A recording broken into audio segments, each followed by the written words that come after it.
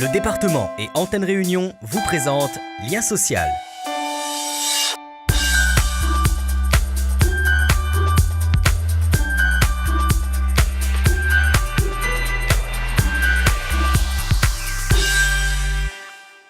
Protéger la biodiversité de notre île, une mission menée conjointement par plusieurs acteurs et par plusieurs actions.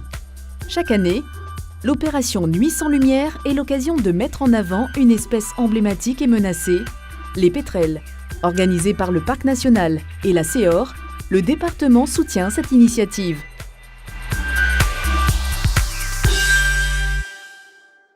La CEOR, bonjour.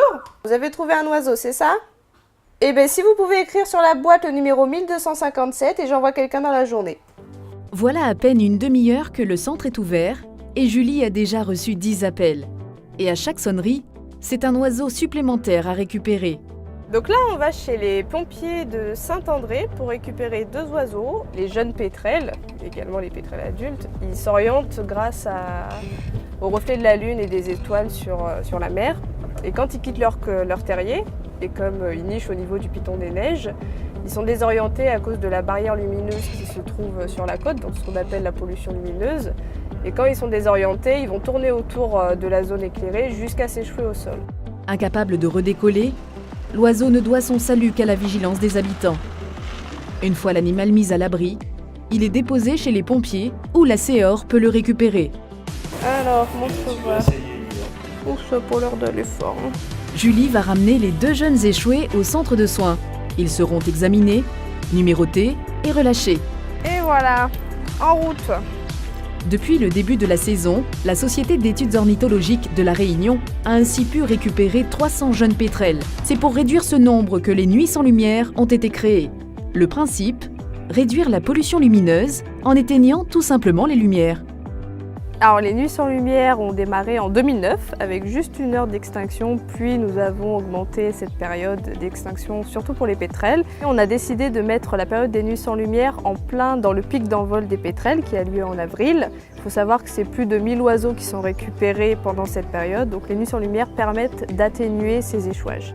Aujourd'hui, 19 communes sur 24 participent à l'opération. D'autres collectivités, comme le département de La Réunion, soutiennent l'initiative. Nous avons procédé à l'extinction de nos bâtiments, notamment le musée de Villers, le palais de la Source, la villa du département et tous les autres bâtiments administratifs du département pour montrer notre volonté de faire avancer les choses et de montrer aussi aux Réunionnais qu'il y a une prise de conscience à avoir aujourd'hui. Et aujourd'hui, je pense qu'il est important de mettre l'accent sur cette dangerosité et de dire aux gens qu'il faut continuer, il faut que la Réunion, même dans le fait noir, nous pense que nous sommes un environnement que nous devons protéger, non seulement pétrel de Barreau, mais aussi la planète, tout simplement. Le département communique aussi sur l'événement à travers ses différents sites, comme le jardin botanique de Mascarin à Saint-Leu.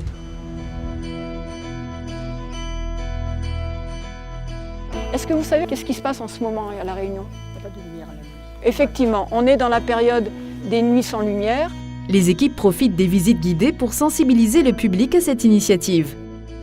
Vous dites vous-même, certains d'entre vous, vous êtes gênés par ces lumières de nuit. Quel autre animal peut être dérangé? Nous, au niveau du jardin botanique, on a plusieurs actions. On a une action effectivement de sensibilisation des visiteurs au cours de nos visites guidées. On a une action de sensibilisation des jardiniers et du personnel, puisqu'ils voient aussi le site voir ces lumières s'éteindre. Et puis on a une action dans le cadre de notre cycle de conférences. Et cette année, le jardin botanique veut mettre l'accent sur une espèce mal connue, également impactée par la pollution lumineuse. Nous, ce qui nous intéressait pour cette année, c'est de pouvoir sensibiliser les gens aux chauves-souris.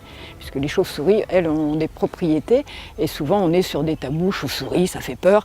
Donc on a la chance d'avoir maintenant à La Réunion une association qui est le groupe des chiroptères océan Indien et qui se propose donc de faire des animations et des conférences. Et donc on les a sollicités dans le cadre de notre cycle de conférences pour nous parler des chauves-souris.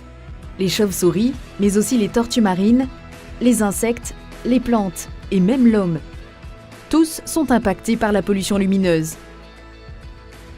Pour ces jeunes pétrels, il n'est pas trop tard. Ce jour-là, 23 oiseaux prennent un nouvel envol. Ils migreront pendant 3 ans à travers le monde avant de revenir sur leur île natale, qui d'ici là ne braquera peut-être ses projecteurs que sur la survie de l'espèce.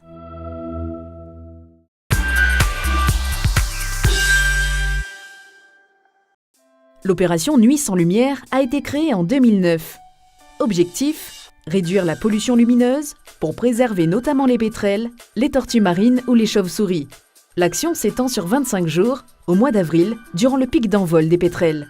À La Réunion, 19 communes sur 24 participent à l'opération.